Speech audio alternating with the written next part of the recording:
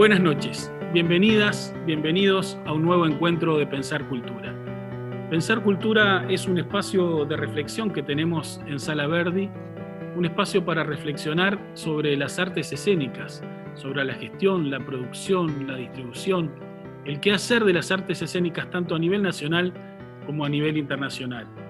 El Pensar Cultura de esta noche lo ubicamos en el marco del 7º Festival Internacional Temporada Alta, una edición muy especial de este festival, ya que este año, debido a la pandemia, ha tenido que ser virtual. Lamentablemente no podemos tener espectadores en la platea, ahí atrás mío, que es donde nos gustaría que estuvieran.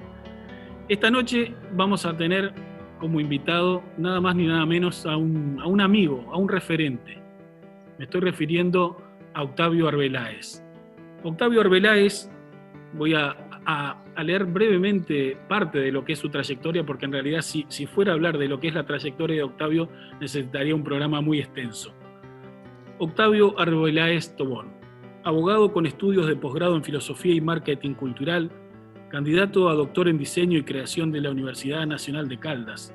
Ha sido decano de la Facultad de las Artes de la Universidad Nacional de Caldas, director del Festival Internacional de Teatro de Manizales, director nacional de Artes del Ministerio de Cultura de Colombia y consultor del PNUD en el área de Cultura y Nuevas Tecnologías. Participó como fundador en la creación y gestión de la Red de Promotores Culturales de Latinoamérica y el Caribe, la Red, de la Asociación para el Desarrollo de la Industria de la Música Iberoamericana, ADIMI, el Mercado Cultural de Salvador, Bahía, Brasil, el Mercado Cultural de Bogotá, el Fórum Cultural Mundial de Sao Paulo 2004 y Río de Janeiro 2006. Ha sido gerente de las empresas OC Marketing Cultural y Baña Latina, Producciones Culturales Colombia-España, y de los equipos de gestión del Encuentro Internacional de las Artes de Medellín, de Bogotá, Capital Iberoamericana de la Cultura, director del mercado del Festival Iberoamericano de Teatro de Bogotá, VIA 2012, 2014, 2016, del Festival Viva América Bogotá 2008 y 2009, del Foro Interamericano Cultura y Desarrollo del BID Medellín 2009, director ejecutivo del Congreso Iberoamericano de Cultura 2010. En 2014 fue ganador del Premio ISPA a la Gestión Cultural. En 2018 recibió la Orden de las Artes y las Letras de Francia en el grado de comendador. Ha participado como ponente en numerosos congresos y seminarios académicos nacionales e internacionales sobre gestión cultural, marketing cultural y redes culturales. Actualmente es presidente de Red Lab Colombia y de ADIMI, dirige Circular, Mercado Iberoamericano de las Artes de la Música de Medellín, es director del Mercado de las Artes Performativas del Atlántico Sur, MAPAS en Tenerife, Islas Canarias, España, es curador del Festival Internacional de las Artes de Costa Rica y es director del Festival Internacional de Teatro de Manizales, Colombia. En el año 2006 me integré a la Red de Promotores Culturales de Latinoamérica y el Caribe en una edición del Festival de Caracas.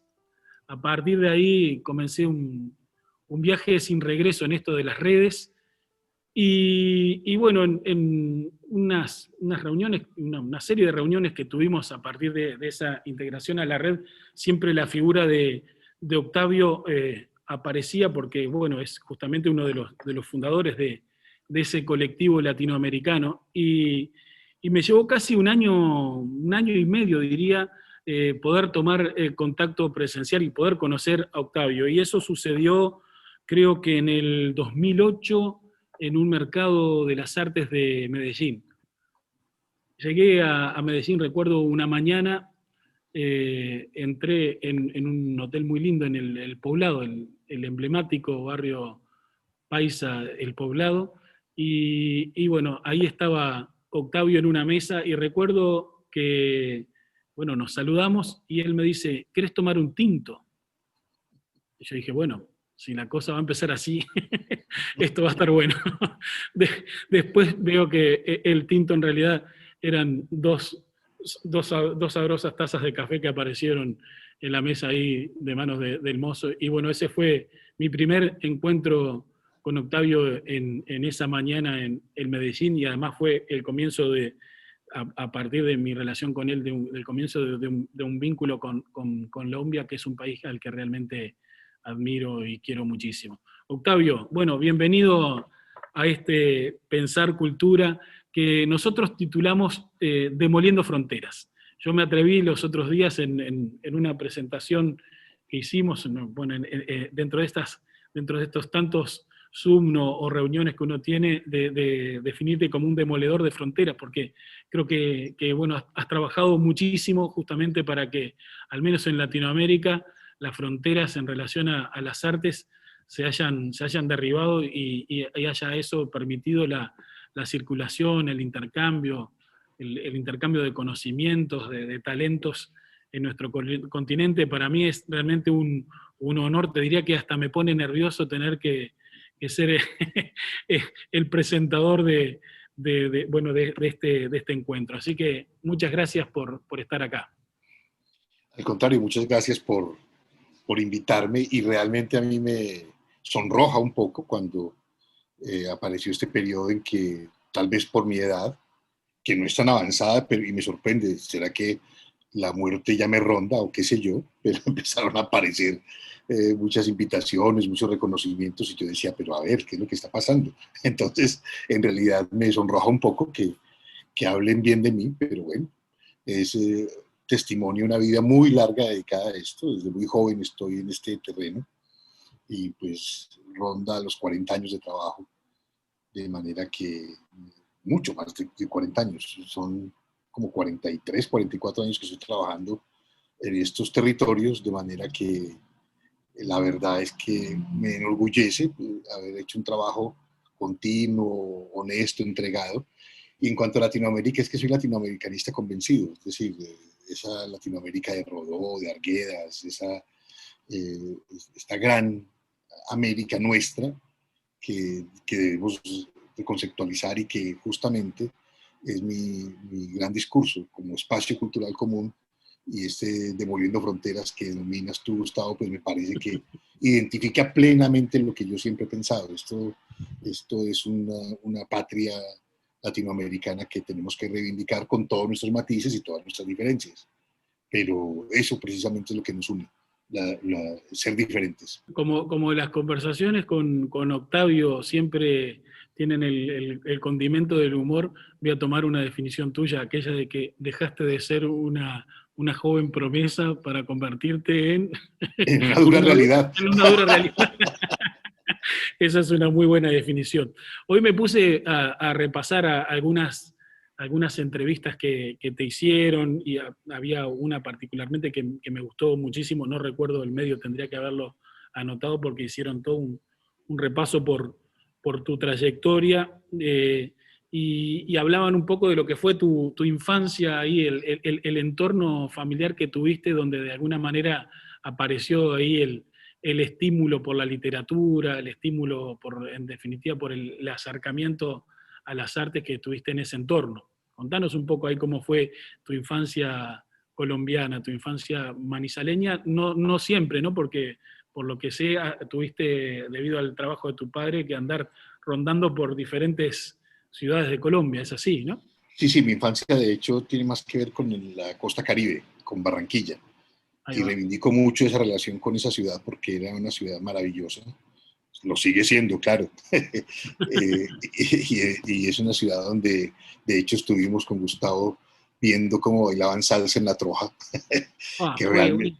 una experiencia maravillosa, maravillosa, sí. Claro, porque es que en Colombia una definición de, si en cada país definiéramos con una palabra cuál es como la apuesta de sus ciudadanos o de sus habitantes, en Colombia es vivir, precisamente en el contrasentido de la muerte. Ustedes saben que Colombia es un país bastante violento, donde todo el tiempo el signo es la amenaza hacia la vida de la gente que piensa diferente, etcétera. Entonces aquí se vive por intensidad. Entonces eso me marcó. Yo soy de la montaña, de los Manizales. Eh, la montaña andina pues es bastante importante como referencia. De hecho, Manizales es una ciudad por encima de los 2.000 metros, 2.350 metros sobre el nivel del mar. y eso desde luego marca caracteres un poco a la manera de Montesquieu, pero para mí el contraste con el mar fue exactamente lo contrario, la apertura, el ser unas relaciones más horizontales, la alegría de vivir, etc. Y en realidad mi afición por la literatura proviene de otra cosa más curiosa. En mi casa, mi padre, que en realidad no era ni del mundo intelectual, más bien venía del sector público, era un burócrata público de la nación, y yo pues vi con ojos de deseo a la bibliotecaria del colegio, que estaba muy guapa. Ese es un buen estímulo, es un buen estímulo. Entonces empecé a frecuentar en mi adolescencia a la... Claro, antes había leído todos los cómics, todas las novelas de aventuras. Yo leía uno que era muy divertido, que no sé si era popular en Uruguay, que era a Marcial Lafuente Estefanía, que escribía novelas de vaqueros. Curiosamente era español, y ese era su seudónimo. Entonces eran novelas de vaqueros que yo leía con un compañero del colegio con el que nos intercambiábamos todo el tiempo, porque teníamos dos vertientes curiosas de lecturas de este tipo y de consumo de cine y de esto de aventuras, que era la vertiente mexicana, de donde venía el Santo el Enmascarado de Plata, que venían unos tomos de color sepia deliciosos y divertidísimos, y venían todos los cómicos de allá, Cantinflas, Clavillazo, Tintán, Resortes, una cantidad de cosas que seguramente en el Cono Sur no fueron populares. Claro. Pero venía esa vertiente de México, pero subía también la vertiente mexicana, y entonces de ahí venían cómicos como Pepe Biondi, por ejemplo, que a los argentinos les sorprende que yo conozca, pero es que pasaban los programas de Pepe Biondi por la televisión. A Pepe Entonces, Biondi lo frecuenté, digo, supe verlo, era muy divertido. exacto, exacto. Entonces, se cruzaban esas dos cosas y mucha información de ese tipo de la cultura popular, que fue mi infancia. Y en la adolescencia, pues detrás de esa bibliotecaria, para decirlo en tono caribeño, la seño Elmi, que era muy guapa, pues yo iba detrás y entonces empecé para impresionarla a leer. Entonces yo era un devorador de libros salvaje, aún lo soy, yo pues soy un tipo de 2 o 3 libros por semana. Entonces en esa época yo era el que más leía para que ella posara sus ojos en ese devorador de libros que estaba en la esquina. Fue una buena forma, digamos, una buena herramienta de seducción. Octavio, tu vida también ha estado muy ligada al mundo académico y bueno, y desde muy joven tuviste responsabilidades dentro de la Universidad de Caldas.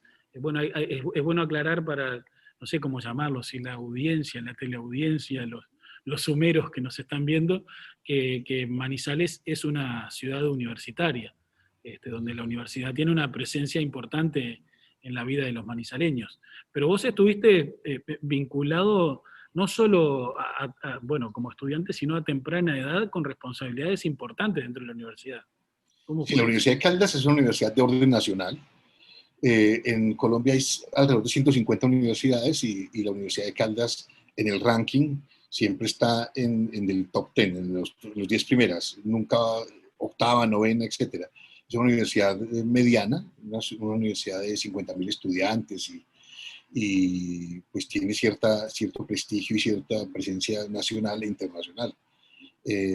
Yo pues tuve el honor de ser profesor de esa universidad a la temprana edad de 20 años, ya era abogado a esa edad, y luego fui decano de la Facultad de Artes a los 25, que era una cosa un poco insólita, unos irresponsables los que me nombraron y otro irresponsable el que aceptó, pero trabajé durante 5 años de decano y he sido profesor muchos años, de hecho todavía doy cátedras algunas veces y tal, porque pues, no me puedo dedicar por completo debido a mi movilidad.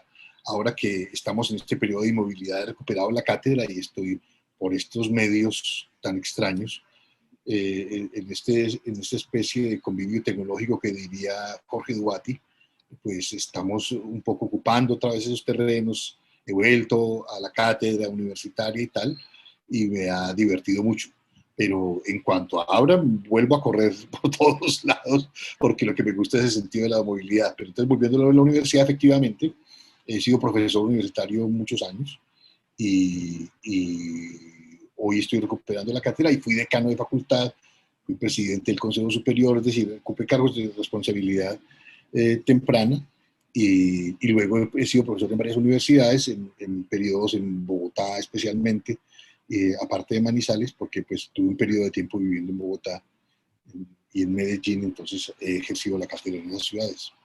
Y ese vínculo con la universidad también te fue de alguna manera introduciendo en el tema de bueno, de la gestión cultural, ¿no? Esa relación que se empezó a generar ahí a través de la Facultad de las Artes, leí por ahí que te llevó también a ser, por ejemplo, programador de cine, a tener un proyecto en el que programaban cine con un colectivo, ¿no? No sé si era en el mismo ámbito de la facultad, si era al mismo momento o era en las épocas de estudiantes, digamos. Fue en las épocas de estudiante y éramos militantes, pero curiosamente era una especie de partido de la cultura, porque en el fraccionamiento de la izquierda universitaria, nosotros éramos vistos como bicho raro porque éramos demasiado intelectuales. Entonces nosotros, si citaban a cualquiera, a Trotsky, a Lenin o a cualquier autor de izquierda, era el momento en que surgía Mavrakis, por ejemplo, todos los teóricos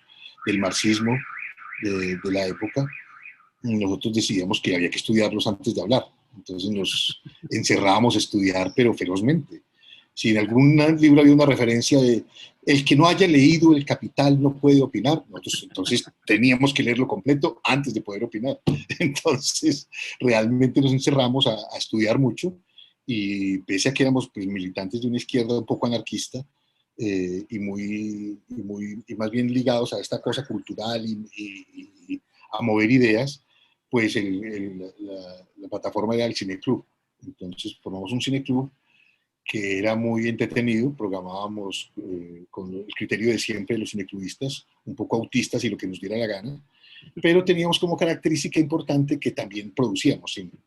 Entonces, de esa época, que fue, pues, eso fue, teníamos un cineclub desde la secundaria y luego en la universidad, etcétera.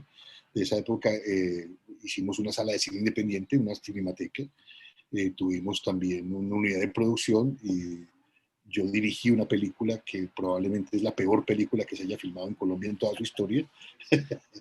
Gracias por facilitarme el contarlo, porque yo estuve pensando si me iba a animar a preguntarte por tu pasado como cineasta, que bueno, sabía que si de repente lo comentaba, estaba transgrediendo la confianza, digamos, de esas conversaciones que uno tiene con una copa de vino por medio, pero bueno, realmente me resultó muy atractivo cuando hiciste el relato de tu pasaje por la dirección como director de cine.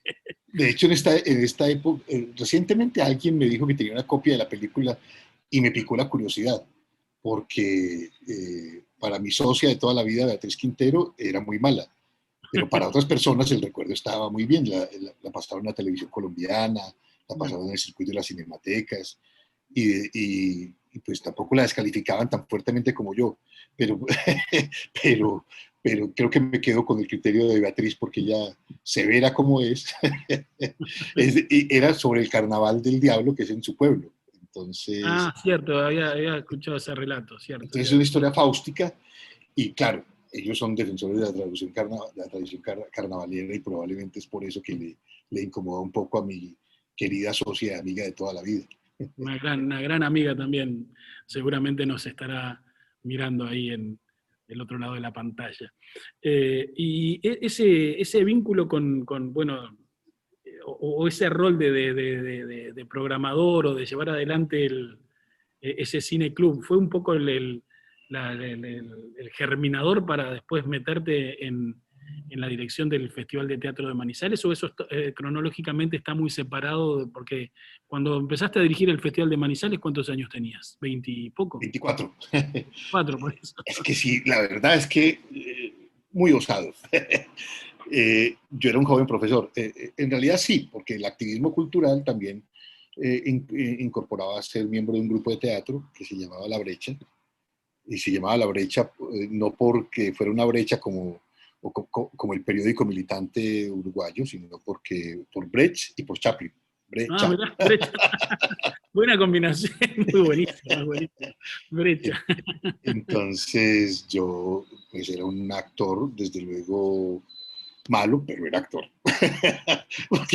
Porque los artistas, pues, un artista en general, eh, para ser artista basta autodenominarse como tal, en general.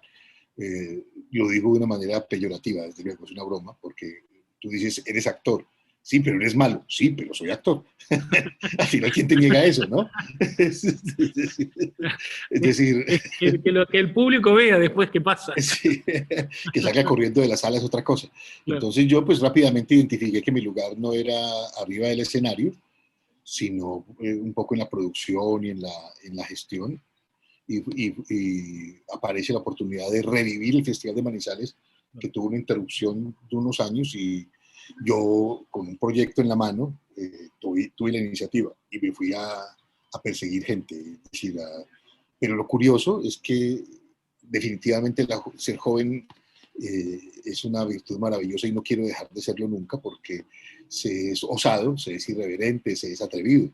Entonces yo fui desde las autoridades locales, alcaldes, gobernadores, rectores de universidad, gerentes, etcétera. Llegué luego a lo que equivalía en ese momento al Ministerio de Cultura, se llamaba Colcultura, y hasta el presidente de la República. Fui al presidente Belisario Betancur. ¿Te Eh, recibió?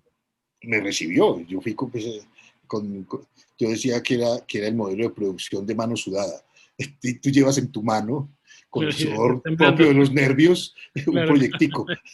claro, claro, claro, claro. Y, Y, y y eso fue. el Festival de Manizales se funda en el 68, que bueno, es incluso la fecha que se toma como referencia a propuesta del CELSIT de festejar el Día del Teatro Latinoamericano. El 8 de octubre del 68 se funda el festival. Y en el 73 esa última edición, ¿no? Antes, Exacto, y exacto. ahí ya empieza a ser internacional en el 73, o lo internacional empieza con tu edición en el 83. No, en el primero, en el del 68 ya era internacional. Ah, ya era internacional. Sí, Ok, sí. ok. O sea, nació internacional. Es curioso porque, pues, a ver, sobre todo para los uruguayos que verán esto, Manizales es una ciudad cafetera y pequeña, es una ciudad de 480.000 habitantes. Para nosotros es pequeña, pues creo que, Para en, nosotros que, grandísimo. que en los códigos uruguayos Ah, no sería una ciudad pequeña, pero en Colombia, digamos, somos la número 12 o 13 en tamaño. Hay una serie de ciudades que tienen un modelo que apuesta por crecer. Entonces, hay muchas ciudades con más de 1 millón de habitantes, etcétera. En nuestro caso, incluso la ciudad ha apostado por no crecer. Entonces, muy importante porque su proceso de desarrollo ha sido ese y es una ciudad cafetera. Entonces, originalmente era la ciudad cafetera de Colombia. Y la riqueza del país en su momento se derivaba de ahí, del café. Incluso ahí se funda la Federación Nacional de Cafeteros y en esa ciudad pequeña se compite de tú a tú con las grandes textileras de Medellín y Barranquilla, con las aseguradoras, con los bancos, con todo, a nivel nacional. Entonces ellos, un movimiento ciudadano que, como en casi todos, si ustedes recuerdan las historias de las ciudades del caucho, o de las sí. riquezas de ciertas regiones, tienen ejes simbólicos. En Manaos, por ejemplo, crean la ópera aquella de Manaos, y en Manizales crearon un teatro, que en su momento era un teatro más que moderno, es decir, estamos hablando de años 68 y tenía ya escenarios circulares, ascensores que subían y bajaban, unas parrillas de luces automatizadas que no existían en la mayor parte de los países latinoamericanos. De hecho, mirando la historia de los teatros argentinos, brasileños, etcétera, las modernizaciones ocurren muy metidos a la década de los 70. No tenían todo ese aparataje teatral, ¿no es cierto? Entonces, el festival efectivamente se funda en esa época, nace internacional porque tenían que usar ese teatro. Y comienza como universitario y 2 años después ya es profesional. Y pues para que te hagas una idea, en los primeros festivales los había jurado porque era de competición, y recuerdo un jurado en uno de los festivales era Neruda, Jacques Lang, que era el ministro de Cultura de Francia, y Miguel Ángel Asturias. O sea, modestamente con bombos y platillos. en, en, en algún otro estuvo Ernesto Sábato, Mario Vargas Llosa, eran los jurados. Entonces realmente había tenía una impronta importante y una presión importante, y lo que no se nos puede olvidar era que todo el continente estaba marcado por la dictadura y Colombia no. Entonces había como una cierta libertad de ¿Y por qué, expresión y tal. y por qué se produce el corte ese entre el 73 y en el 83 cuando lo retomas vos, lo agarrás vos en realidad? Por razones políticas, en realidad. Político, claro. Pero de lado y lado. Es curioso, la gran paradoja. La agitación de la izquierda latinoamericana y del pensamiento hacía que la gente apostara porque la revolución estaba a la vuelta de la esquina y que una obra de teatro iba a cambiar el mundo. Entonces, todo el alfabeto en que se ha dividido desde siempre la izquierda mundial, la latinoamericana y la colombiana, entonces todas las tendencias estaban ahí reflejadas. La línea Moscú, la línea Pekín, los guevaristas, los del tío Ho Chi Minh, los que no, que éramos latinoamericanistas, los mariateguistas, los qué sé yo. Entonces las siglas eran PSS, Partido Comunista de Colombia, LP, Línea Proletaria, ML no sé qué, hasta que se acabaron las letras, Claro. y no dejaban de hacer escisiones. Entonces, que los trotskistas, que los no sé qué. Y eso se reflejaba también en los movimientos estéticos. Entonces, las discusiones eran divertidísimas, porque incluso hay una anécdota muy divertida, y es que en pleno festival da una conferencia a Vargas Llosa, que era jurado ese año, y lo obligan a bajar al lobby del hotel a sostener una discusión sobre sus posiciones políticas para que se autocriticara hasta las lágrimas. Es decir, les parecía pues que estaba muy a la derecha, como efectivamente preludiaba en ese momento el señor Vargas Llosa, y era juzgado. Entonces, habían dos extremos.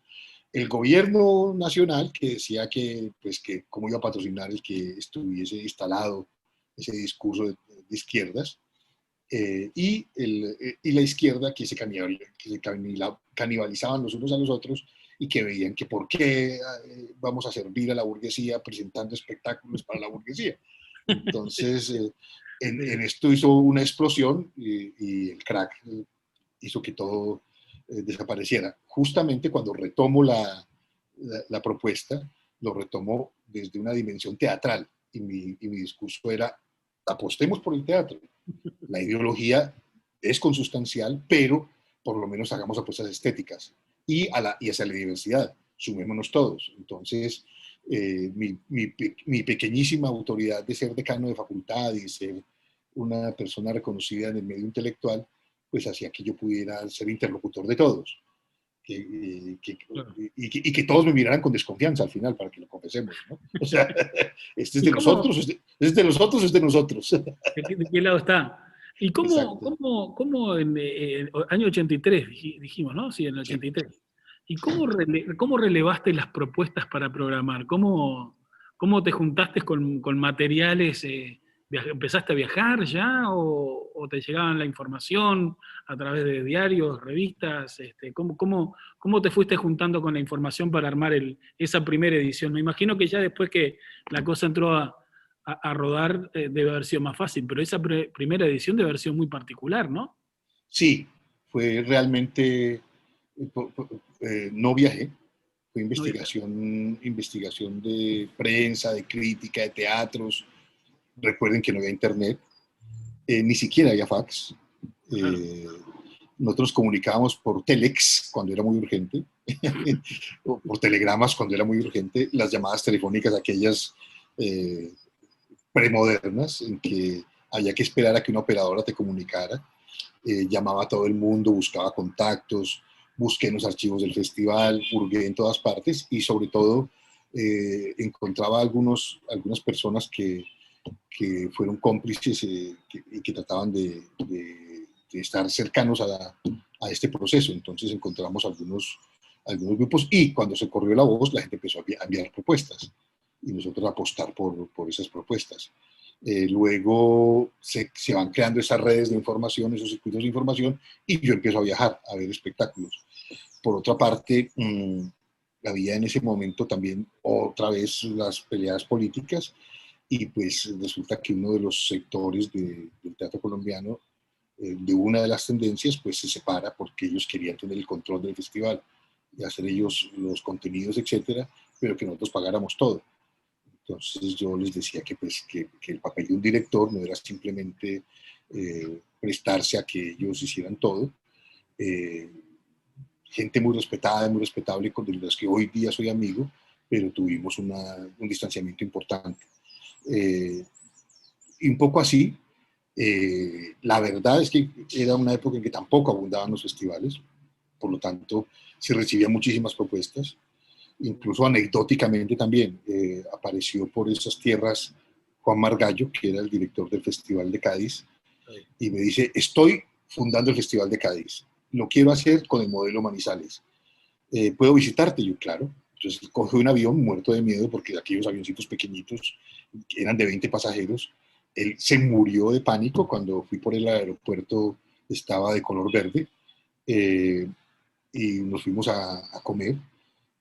Cuando salimos le entregué un sobre, él me miró y me dijo, ¿y qué es esto? Yo le digo, la fotocopia de mi agenda.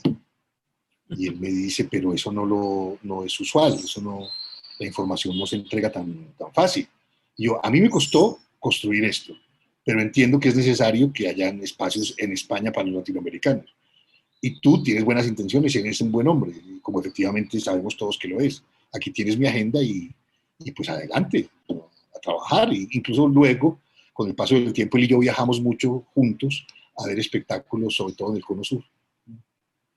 Yo, mira, sospechaba que esta conversación podría llegar a ser interesante y también tenía como un poco sabía que iba a tener que controlarme porque si nos íbamos metiendo en temas, esta conversación podría durar horas y horas porque me resulta muy atractiva. Y aplicando aquel razonamiento de nuestro amigo Héctor Manuel Vidal, si a mí me interesa, seguramente a muchos otros les interese. Pero bueno, voy a optar por algunas de las cosas que quiero preguntarte. Vos decías, recién hablabas de, bueno, sin duda el tema de la violencia en Colombia siempre ha estado muy presente, forma parte como también de la vida de los colombianos. Y para mí, Colombia es, como decía al principio, es un país que me genera mucho interés, que es un país que me parece apasionante y justamente por eso, porque conviven de una manera tan brutal, de una forma tan contrastada, por ejemplo, la belleza y la violencia, que eso lo hace doblemente apasionante. Más allá que estaría bueno que la violencia no existiera, por supuesto, pero bueno, forma parte de lo que es. Creo que alguna vez te lo pregunté o lo hablamos. En estos años de haber dirigido el festival, ¿en algún momento vos te sentiste presionado, amenazado, interferido por el conflicto, por ejemplo, por el conflicto armado, ya sea por parte del lado de la guerrilla o del propio narcotráfico? ¿Viviste situaciones que dijiste, bueno, se complicó o situaciones que hayan puesto en peligro la realización del festival o por propuestas o por los contenidos de algunos espectáculos o bueno, por diferentes situaciones? ¿Se te dio esa instancia? ¿Se presentaron esas circunstancias? Sí, nosotros teníamos en Manizales un arzobispo que perseguía el festival, lo perseguía públicamente. Una hermana mía que estudiaba en un colegio católico fue expulsada por ser hermana mía, era su delito, su crimen. Una muchachita de 14 años expulsada de un colegio católico porque era hermana de ese demonio que dirigía el festival y anatemizaba el festival periódicamente desde los púlpitos. Incluso recogieron firmas contra el festival en todas las iglesias. Ahí la cosa simpática es que ellos tenían un donante anónimo que enviaba resmas de papel y bolígrafos para recoger las firmas. El donante anónimo era yo. Porque como supondremos, desde luego, pues eso movía mucho la opinión pública y a mí me interesaba que el festival estuviera en la cresta del aula, pero eso significó amenazas de muerte. Yo recibí anónimos y alguna noche estaba en un periodo de mi vida en que había regresado a la casa de mi mamá porque estaba en pleno divorcio, proceso de divorcio, y pues a mi madre la amenaza de coche con una, y ella aterrorizada me llamó, yo corrí, Ella aterrorizada me llamó, yo corrí. Fue un periodo pues oscuro y provenía desde fue un periodo pues oscuro y de estas provenía desde luego de ultracatólicas, más bien de estas que en Colombia llamamos ultracatólicas, entonces que en Colombia llamamos, sí tuvimos esas amenazas y fueron muy vigentes. Sí tuvimos esas amenazas. En general el festival se fue muy vigentes, pero un emblema en general el festival se convirtió como yo no, pues no me siento amenazado, no, pero el festival sí ha tenido algunos momentos claves de ciertas amenazas y de estas cosas, y hay anécdotas muy bonitas. Hay una que fue muy importante y muy conmovedora, y fue que estábamos en plena inauguración del festival y descubrieron un paquete extraño. Estaban presentes el ministro de Cultura, gobernador, alcalde, etcétera, y el comandante de la policía le pide a la gente, le dicen, hemos identificado un elemento extraño, les pedimos calma y que permanezcan en sus asientos. Porque el paquete estaba en el lobby, entonces no podían salir por el lobby ni por las salidas de emergencia, etc. Entonces que conservaban la calma, que rápidamente les llegó la unidad antiexplosivos y tal. Pero lo bonito de la historia es que solo una pareja se retiró de la sala. Se excusaron conmigo, yo inmediatamente me fui para donde estaba la unidad antiexplosivos, estaba ahí pendiente y tal, y se retiraron disculpándose que porque tenían hijos. Yo, pues por favor, es normal que te quieras ir, adiós. Y la gente, como reacción, se puso de pie y cantó el himno nacional. Como quien dice, no nos van a derrotar, y se pusieron a cantar el himno nacional. Y fue, claro, muy emocionante porque fue una cosa apasionada. Luego dijeron que había sido una falsa alarma, etcétera, y la gente aplaudió y vio la obra y desde luego fue una cosa muy emocionante.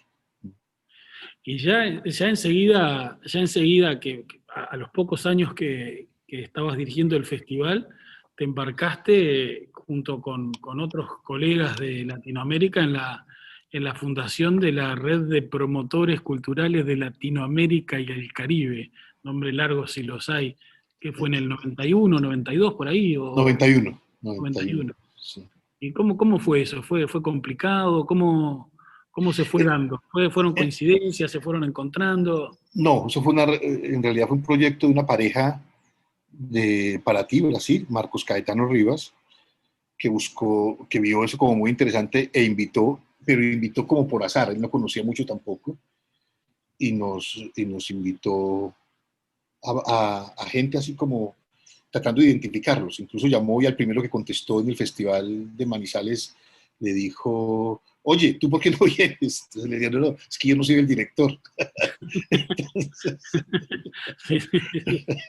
Entonces, bueno, asistimos y lo que parecía ser un encuentro más de aquellos en los que se saluda la bandera de la patria latinoamericana y termina con todas las voces, todas aquella canción de Isela, de Argentina, de hermano latinoamericano, y vivamos tu esperanza con un grito en la voz, y borrachos abrazados en una piscina, en una ciudad maravillosa, y viva Latinoamérica, y cuando nos volvemos a encontrar, pues la verdad es que nos pusimos firmes y tratamos de generar un proyecto que sí tuviera elementos prácticos, que trascendiera y tal.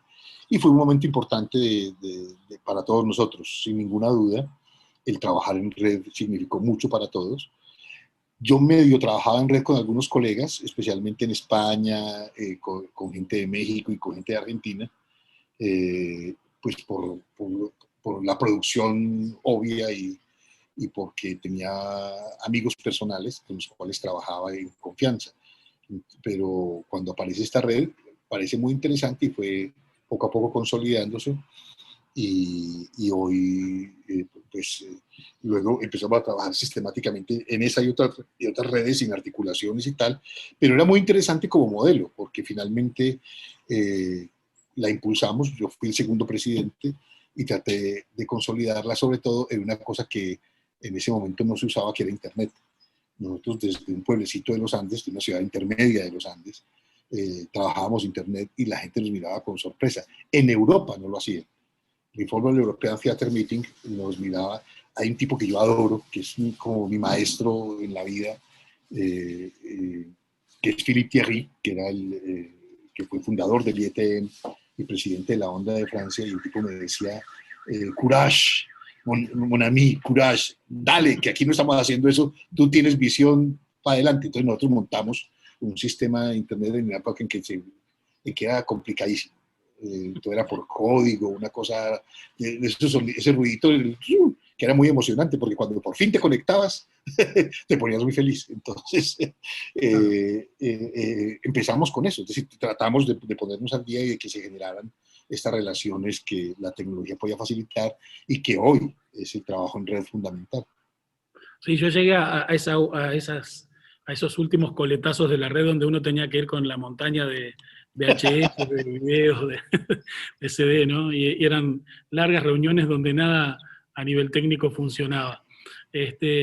Bueno, mira, no quiero dejar pasar, vos sabés bien que Uruguay es un país donde el Estado tiene una presencia muy fuerte. El Estado está en todas las acciones de nuestra vida, siempre está presente. Algunos intentamos que esté más, otros menos, pero bueno, es innegable que el Estado forma parte de la vida de los uruguayos. Y vos tuviste una experiencia en la administración pública, fuiste director de arte del Ministerio de Cultura colombiano. Vendría a ser como una especie de subsecretario, no sé cómo. Sí, como viceministerio. Viceministerio, ¿no? Bueno, contame un poco cómo fue tu experiencia. Yo, tomando algunos de tus chistes también, me acuerdo que una vez dijiste, esa vez fue cuando no estuve en el sector privado, privado de licencia, privado de sueldo, privado de ingreso. Es algo que hasta ahora sigo utilizando de vez en cuando para referirme al sector privado. Pero ¿cómo fue esa experiencia bueno, de estar trabajando todo el tiempo en un proyecto independiente como por ejemplo, el Festival de Manizales, a pasar a hacerte cargo de, bueno, nada más ni nada menos que de esa área de un país de las dimensiones de Colombia? Sí, realmente era el área más grande, es decir, tenía el 50 y pico por ciento del presupuesto, y la verdad es que Ramiro Osorio, que era el primer ministro en el creador del Ministerio de Cultura, invita a las personas que él consideraba los más relevantes en cada campo. En cine era Felipe Aljure, patrimonio, es decir, en cada área eran personas que tenían cierto reconocimiento, porque él pensaba que tenía que ser así, fundarse con credibilidad. Entonces, en verdad, trabajamos muy duro para implantar el ministerio. Cuando me fui a trabajar allá, aquí el servicio militar es obligatorio, pero pues es eludible por razones médicas. La verdad es que en ese momento yo ya estaba casado a los 18, y pues eso te exonera de prestar el servicio militar. Entonces, lo que dije yo era que ya que no había prestado el servicio militar, iba a prestar el servicio cultural obligatorio. Entonces, me fui al ministerio, trabajé 2 años y medio como director de artes, y formamos un equipo impresionante que generó casi todos los procesos que aún hoy existen, los generamos en esa época, porque realmente era un grupo, el equipo del ministerio que lideró Ramiro Osorio, era un grupo importante, y un grupo que quería dejar una impronta. Entonces, creamos y legislamos en materia cultural cosas que son hoy modelos en Latinoamérica. Nosotros, por ejemplo, ya hablábamos de economía de cultura en aquel entonces. Estamos hablando de hace más de 25 años, cuando hoy es el tema de moda, ¿no es cierto? El tema de la economía creativa y no sé qué. Nosotros ya hablábamos de eso, ya hablábamos de mercados, ya hablábamos de sostenibilidad, y creamos sistemas que fueron luego emblemáticos, como las salas concertadas, las convocatorias públicas de los sistemas de creadores, etcétera, que fueron muy emblemáticos. Algunos también tomados de algunos otros países, especialmente del modelo mexicano, que hoy por hoy está en una crisis terrible, lamentablemente. Lo debo decir entre paréntesis, pero pues me sorprende mucho que un gobierno de izquierda esté acabando con la institucionalidad cultural mexicana. Eso me deja a mí, pues, la verdad, muy desconcertado. Y un modelo tan importante como el FONCA. Pero bueno, cierro ese paréntesis porque será tema de otra charla. Entonces, trabajar en el Estado fue muy fuerte, muy importante desde el punto de vista del reto personal, pero muy desgastante, porque claro, cuando regresé a mi vida privada, me tuve que rehacer y tardé varios años en reconstruir todo el tejido de relaciones, incluso el tema horario. Lo que pasa es que la gente piensa siempre en que los que trabajan para el Estado son burócratas y todos aquellos adjetivos que todos hemos usado alguna vez, y resulta que es un trabajo muy sacrificado en el que, especialmente en nuestro sector, no tiene sábados, no tiene domingos, no tiene noches. Entonces yo salía de mi casa a las 7 de la mañana y regresaba a la medianoche. No veía a mi mujer, no veía a mis hijos, y los sábados y domingos también había espectáculos a que asistir, inauguraciones, congresos, eventos, etcétera. Porque es una cosa que siempre he compartido con mis colegas. Para mí, este es de los trabajos más duros, más bonitos, más apasionantes, más divertidos, y amo mi trabajo, pero es muy extenuante. Si tú te vas para un congreso en cualquier profesión, de odontólogos, de psicólogos, de médicos, pues tienes de día unas conferencias divertidas, generalmente con unos almuerzos estupendos, y con unas fiestas por la noche y unos cócteles y unas cosas. Para nosotros la obligación profesional empieza en la noche. Estamos durante todo el día en reuniones y en congresos y en cosas, y de la noche te tienes que ir a 3 o 4 horas que tienes que ver por obligación profesional. Quisiera ver otro profesional que dedicara tantas horas en un congreso o en un encuentro al oficio. Realmente es muy sacrificado. Y en el caso de los funcionarios de la cultura, también tienen ese tipo de obligaciones. Es muy sacrificado. Los directores de teatros, por ejemplo, con esos horarios complejos que tienen, pues tienen una vida muy extraña, porque en las mañanas los citan a reuniones con otros colegas o no sé qué, o con todo el ámbito cultural, porque tenemos que dialogar, tenemos que ser transversales, compañeros, entonces te citan y hablas con todo el mundo. Y luego por la tarde ya empiezas con las labores del teatro y por la noche los espectáculos. Entonces, la verdad es muy sacrificado el servicio público de la cultura. Pero para mí fue una experiencia muy bonita, sobre todo porque estamos implantando el ministerio y pudimos dejar una impronta muy importante desde el punto de vista de un modelo de gestión para la cultura en Latinoamérica. Y ya después de ahí, más adelante después de esa etapa empiezan a aparecer proyectos como Circulart, por ejemplo, ¿no? Adimi.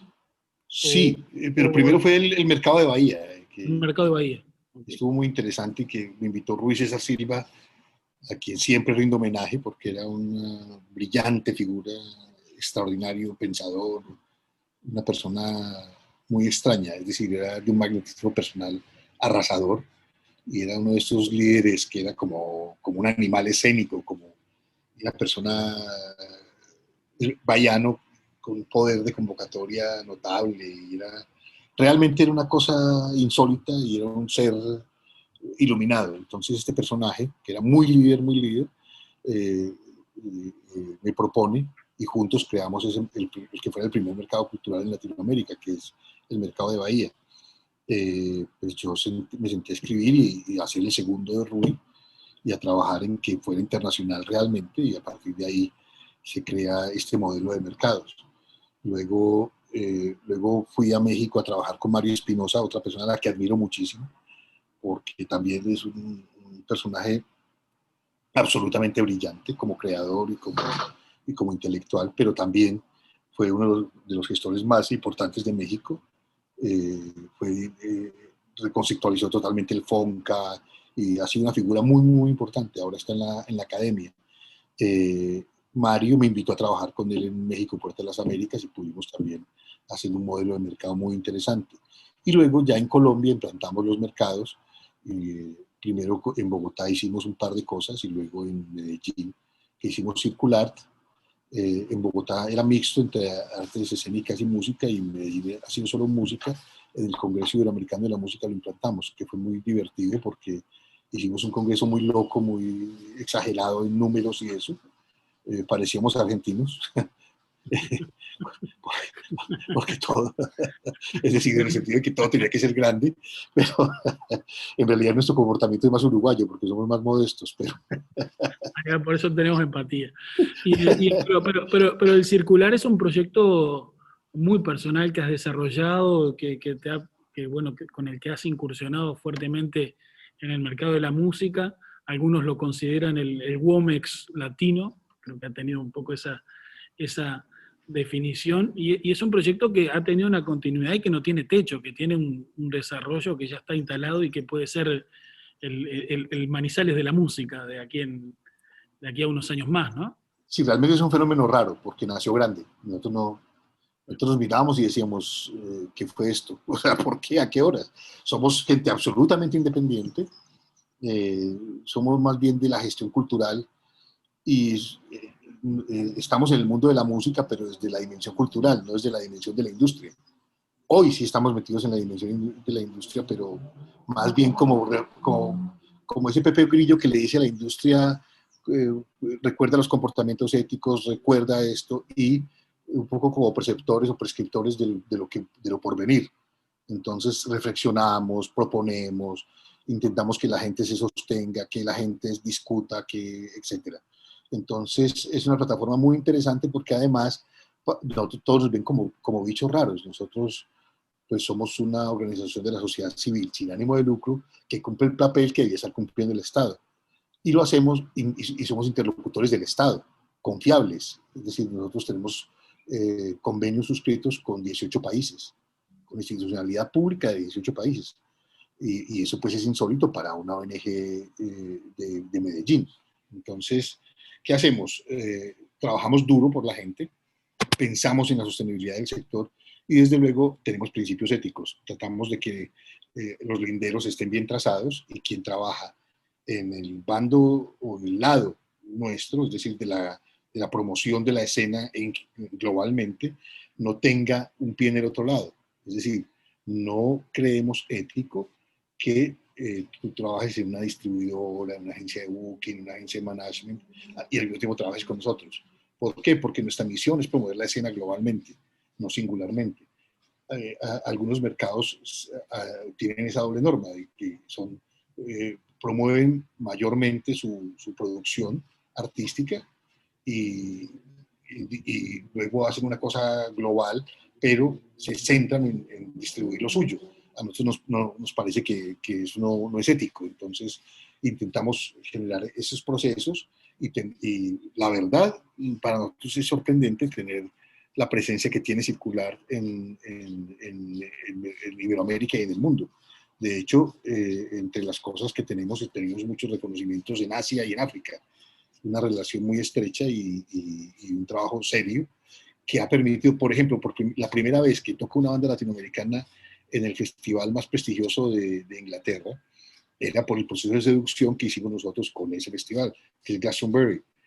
Por primera vez viene a Latinoamérica, ven bandas latinoamericanas y va una banda latinoamericana a partir de Circular, que es una banda mexicana, Trocker. Pero luego se va abriendo y hoy por hoy ya hay una tarima latinoamericana en Glastonbury abierta por nosotros. Y lo más interesante, lo que me parece que definitivamente significa que estamos haciendo la tarea bien, es que han surgido decenas de mercados que copian el modelo y tratan de impulsar las escenas locales. Para nosotros eso significa que algo estamos haciendo bien, pues porque la gente lo hace y lo hace bien. Y nosotros apoyamos a todo el mundo. Nosotros no, lo tomamos como un reto, es decir, innovar. Entonces, bueno, ya aparecieron unos que nos copian en esto, en lo otro, pues nosotros tratemos de innovar en esta otra cosita. Hagamos esto un poquito más divertido, si hay, por ejemplo, esas rondas de negocios, pues hagámoslas, ya no hagamos un formato de pitch, sino que hagamos un pitchnik. Entonces hacemos un picnic al aire libre y la gente habla y come y se toma una cerveza, qué sé yo, o lo hacemos en el metro, o lo hacemos hacemos cosas que sean entretenidas y que nos obliguen a nosotros a pensarnos y a repensarnos constantemente. Entonces ahí, por ejemplo, aparece cuando aparece Mapas. Mapas aparece a partir de una reflexión que a mí me provocó un amigo que ya también falleció, que es el queridísimo y recordado Antonio Lozano, que era una persona entrañable. Dirigía un festival de teatro en Agüimes, un pequeño pueblo en Canarias, y ha sido un africanista. Entonces él siempre me habló de Canarias, me habló del carácter tricontinental, me habló de cómo relacionar a África y América. Él hacía un festival que era de narración oral, pero con tricontinental, etc. Entonces, aconteció una cosa que a mí siempre me ha conmovido y hoy todavía me sigue estremeciendo, que es el problema de la movilidad de los seres humanos. y el tema de las migraciones. Y ahí, dentro de eso, el tema no ya de la movilidad, sino de la inmovilidad de los artistas, es decir, todas esas barreras que le ponen a los artistas para circular. Entonces a los latinoamericanos nos han puesto barreras en Europa, pero los africanos son los que tienen las mayores barreras. Entonces decidimos apostar por eso. Entonces, construir todo un discurso sobre la movilidad de los seres humanos, sobre la movilidad de los artistas, sobre la necesidad de lo que dices tú de derrumbar fronteras. Entonces, nos pusimos a trabajar fuertemente en eso. África es visto caricaturescamente, pues, de hecho, había un blog de un amigo mío que decía, África no es un país, porque todo el mundo lo veía como un... Claro, Sí, todo el sí, mundo tiene la caricatura mental de África, es un negro corriendo, se trepa a un árbol, un león va detrás, sí, sí. y algo lo espanta. Es decir, Bueno, como si no hubiese la diversidad cultural africana tan rica y tan importante. El África del mundo árabe, el África de todas las razas y colores, y con toda esa diversidad maravillosa. Entonces, trabajamos fuertemente y la prueba es que de los 55 países africanos, nosotros conseguimos en la última edición, que fue en el 2019 de Mapas, tener 38 países africanos participando. Es decir, fue una construcción muy importante que desde luego tuvo que afrontar muchas dificultades, sobre todo por ese tema de las fronteras claro. y las talanqueras que le ponen a la circulación de los artistas, y sobre todo cuando son jóvenes. Entre más jóvenes, más peligrosos son. Entonces hay una desconfianza del mundo hacia el otro, hacia el negro, hacia el diverso, hacia los jóvenes. Se amplifica Entonces, eso, claro. exacto, entonces nosotros luchábamos contra eso y por eso creamos Mapas. Y este año pues aspiramos a volverlo a hacer. Bueno, y esas herramientas para demoler fronteras, mencionaste circular, bueno, esos orígenes de la red, de los mercados de Bahía, Casa de las Américas en México, y hay uno particularmente en el que coincidimos, que a mí me enorgullece poder coincidir y haber sido parte incluso de la gestación, pero que tengo muy claro que fue un impulso que vos tiraste, que es la conformación de Redelae, Redelae, Red Euro-Latinoamericana de Artes Escénicas. Eh, ¿Te acordás cuándo fue que se fundó Redelae? Sí, eso lo fundamos en un festival en el País Vasco francés, Ahí va, en Bayonne. en Bayonne, exacto. Bayonne que, Con un festival que ya desapareció por falta de apoyo del Estado francés, lamentablemente, y eso pues nos dolió, pero ya en realidad fue una conversación con unos colegas de allá de Bayonne que nos paseábamos por Manta y por decíamos, Manta, ¿por qué no? Ecuador. Por Manta, Ecuador, y decíamos, ¿por qué no hacer esto? Entonces yo les dije, pues hagan una reunión, allá lo creamos y luego hacemos la segunda reunión en Manizales. Y así fue. Lamentablemente ellos, pues por falta de apoyo desaparecieron, pero mi sueño, después de estar en muchas redes, en muchas organizaciones en las que aparecían pequeñas disputas por el poder y por tonterías que yo no encontraba pertinentes, mi sueño era tener una red en la que uno se privilegiara la amistad como principio ético, la confianza en los otros y el trabajo común, y no presidencialismos o figuraciones que a mí me parecían vanas y estériles. Entonces encontramos un grupo de amigos, en realidad la primera persona que siguió esa estela fue Gustavo, creía mucho en eso también, y hoy yo también puedo decir con Gustavo que me siento muy, muy orgulloso de tener un grupo de amigos que apuestan por un proyecto común y que creen en esto, en principios básicos como el trabajo en red real, no simplemente somos de una red, somos de una organización y al final son dos o tres que trabajan muy duro, pero que también quieren permanecer con Yo, las yo informaciones centralizadas. Entonces nosotros trabajamos todos y nos ponemos en plan cooperativo y asociarnos, hacer cosas locas y algunos piden, otros dan, etcétera. Es decir, a mí me gusta mucho cómo está trabajando la red, sobre todo porque tiene esa cosa tan importante que es el elemento que en Latinoamérica es muy, muy, muy clave, que es el discurso amoroso, es decir, es la pasión, es Y la la amistad confianza, ¿no? La y la confianza, ¿no? Como confianza, siempre decimos. Bueno, exactamente. y me voy a detener un poco en esos días de la fundación de Red Live, porque yo recuerdo muy bien esa reunión en Bayón. Tendría mil anécdotas para hacer desde nuestros días junto a George Ursini, por ejemplo. Bueno, sería muy largo. El festival era de Translatín se Sí, llamaba. sí. Translatín. Pero recuerdo que la reunión fue en Bayón y quedamos en que íbamos a ir a una ciudad en la que hemos coincidido mucho, en la que siempre pasamos muy bien, en la cual tenemos una especie de plataforma que más allá de lo que el propio proyecto te plantee, uno puede ir trabajando como por varios lugares que te genera ese proyecto, y me estoy refiriendo a De Feria, en Donosti, en San Sebastián. Y recuerdo que habíamos quedado con nuestro amigo Norca Norque Chiapuzzo. en juntarnos al almorzar, al otro día de la reunión que habíamos quedado en juntarnos a almorzar, y bueno, fue así, nos citamos en un restaurante, y recuerdo que fue un almuerzo muy largo, que duró como 5 horas. Yo creo que no ha Y terminado. terminó ese almuerzo, nos fuimos para el hotel y al rato recibimos una llamada y Norca dice, bueno, vamos. ¿A dónde? Le dije, a cenar. ¿Cómo que a cenar? y nos llevó a un lugar que estaba cerca de la vía del tren en un barrio que creo que era el barrio de su infancia, y nos prepararon unas costillitas, creo. Norca, ¿cómo se llamaba ese lugar? ¿Estás ahí? Hola, Norca. ¿Cómo estamos? ¿Cómo andás, Norca? Aquí estamos. ¿Cómo se llamaba ese lugar? ¿Cómo? ¿Cómo se llamaba ese lugar donde fuimos a comer las costillitas aquella noche Ah, del barrio de tu infancia? ¿Loyola? ¿Cómo era? No. Loyola, Loyola. Loyola. Loyola es el Loyola. barrio. Sí, sí, sí. Bueno, Allí, Norca, allí estuvimos. buenas noches. Esto no sé si te sorprendimos, pero la idea era sorprenderte, Octavio.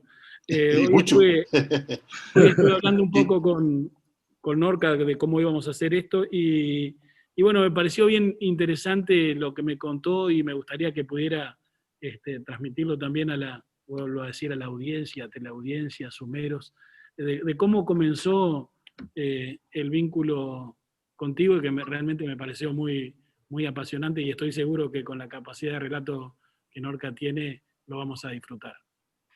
Pues mira, la relación entre Octavio y mía ha sido una relación cambiante, porque empezó siendo mi padre y ahora ha acabado siendo mi hermano. Entonces, realmente ha ido mutando. Fíjate que nos conocimos, pues igual a 25 años, 24 o 25 años, no recuerdo muy bien, demasiados ya, y fue en Buenos Aires, en un festival internacional de Buenos Aires, ¿te acuerdas, Octavio? sí, Y a partir de ahí, bueno, tuvimos una relativa conexión. Él me invitó al año siguiente a ir a Salvador Bahía, a un mercado de música y de danza, en la Casa Magia, algo así se llamaba. Día Magia. Sí, y es verdad que yo cuando empezaba mi carrera profesional, a mí el teatro latinoamericano siempre me había interesado mucho, porque yo creía que era un teatro que respondía a la realidad del pueblo, ¿no? Directamente, mientras en España se vivía pues, un teatro a veces más light o menos implicado con las cosas que pasaban. Pero claro, América es una palabra, pero es un continente muy grande, muy diverso y muy complicado, ¿no? Y tuve un primer profesor que fue Paco de la Zaranda, que en una tarde de vinos por Madrid, por tascas antiguas y tal, me decía, pero Norca, que América es muy grande, América es muy grande y tal. Y eso fue el primer contacto que tuve metafórico, ¿no? Luego después ya conocí a Octavio, y con Octavio ya entramos, y por eso que digo que él me apadrinó, porque él ya me enseñó, me llevó, me invitó. Después estuvimos en Guatemala, ¿te acuerdas?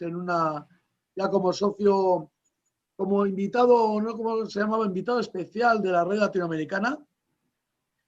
En Guatemala tuvimos una vivencia que fue excepcional en el cementerio aquel de Ciudad de Guatemala, que representaban La Llorona, que llegamos los invitados internacionales tarde, el escenario, y había 2000 personas esperando allí a que se iniciara la representación. Llegamos nosotros, no tenían sitio donde ponernos.